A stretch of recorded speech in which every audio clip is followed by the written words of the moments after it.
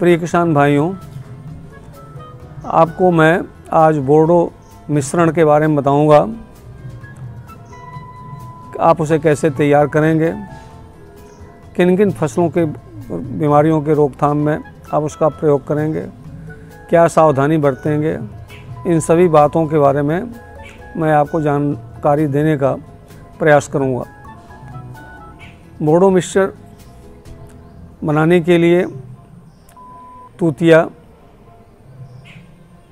जिसे नीला थोथा भी कहते हैं, इसका पाउडर 1 किलो, चूना 1 किलो, पानी 100 लीटर आप लाएंगे। 50-50 लीटर पानी को 2 बर्तनों में रखेंगे। ये बर्तन धातु के नहीं होने चाहिए, मिट्टी के बर्तन हो, प्लास्टिक के बर्तन हो, लकड़ी के बर्तन हो, उनमें ही ये पानी रखना चाहिए। और तूतिया का पूरा मात्रा 50 किलो में घोल लें पूरा, और ये देखें कि तूतिया पूरा ठीक से घुल गया है या नहीं घुल गया है। थोड़ा तूतिया देर से घुलता है। अच्छा हो कि यदि इसको कपड़े में बांध करके, मलमल के कपड़े में बांध करके धीरे धीरे घोला जाए तो ये ठीक से घुल जाता है। अब यह 50 लीटर का घोल तूतिया वाला बनके तैयार हो गया। साथ ही दूसरे बर्तन में 1 किलो चूना 50 लीटर पानी में घोल लीजिए। अब ये 2 घोल तैयार हो गए। अब तूतिया के घोल को चूना के घोल में धीरे धीरे डालें और लकड़ी की सहायता से उसे ठीक से चलाते रहें। एक बात ध्यान देने की ज़रूरत है कि चूना के घोल को तूतिया के घोल में नहीं डालेंगे, तूतिया के घोल को चूना में डालेंगे। ये विशेष सावधानी रखनी है। इस प्रकार आपका 100 लीटर बोर्डो मिश्रण तैयार हो जाएगा। सावधानियों के बारे में मैं फिर से एक बार बता दूं, धातु के बर्तन का प्रयोग नहीं होगा, केवल मिट्टी, लकड़ी, प्लास्टिक के बर्तन प्रयोग में लाने हैं।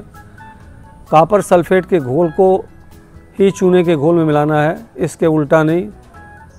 ताज़े घोल का ही प्रयोग किया जाएगा। सेब की नई टहनियों पर नहीं डाला जाएगा, क्योंकि इसका जहरीला असर पड़ता है। अधिक समय तक यदि बोर्डो मिश्रण को रखना होता है तो इसमें गुड़ मिलाकर रखना चाहिए।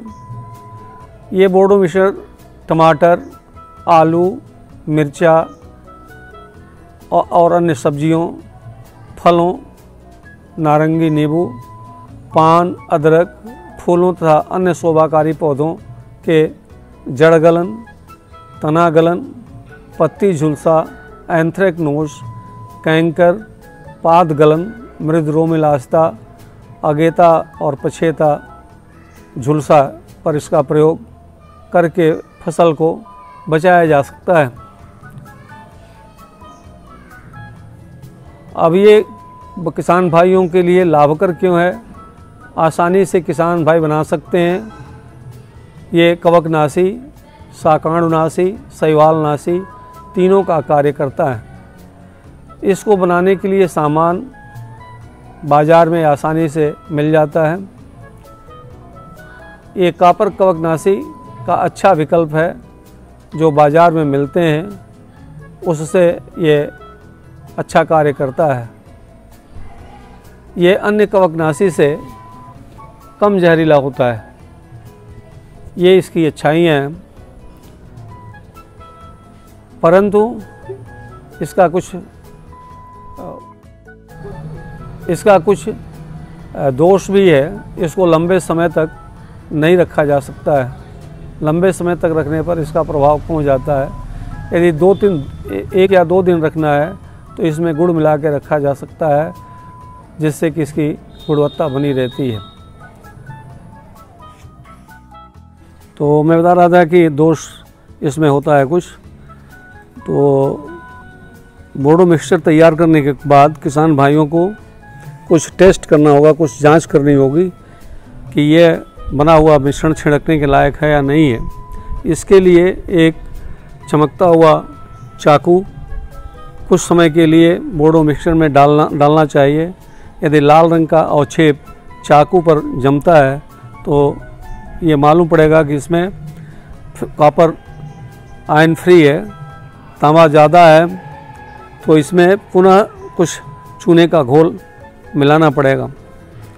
दूसरा कि यदि पहचान नीले लिटमस पेपर से किया जाता है। यदि नीले लिटमस पेपर को घोल में डुबोया जाए और उसका रंग न बदले तो मान लेना चाहिए कि बोडो मिक्सचर अच्छा है, और यदि लाल हो जाता है तो उसमें और चूना मिलाने की आवश्यकता है। तीसरा जो प्रयोगशाला में किया जाता है, पोटेशियम फेरोसाइनाइड के घोल में 10.5% के घोल में कुछ बोडो मिक्सचर मिलाया जाता है। यदि लाल रंग का अवक्षेप है तो और चूना मिलाने की आवश्यकता है। यदि आप ऐसा नहीं करेंगे तो बना हुआ घोल पौधे के लिए जहरीला होगा। अतः ये टेस्ट अवश्य करें। किसान भाइयों, यह कार्यक्रम श्रीमुख किसान चैनल से प्रसारित किया जा रहा है।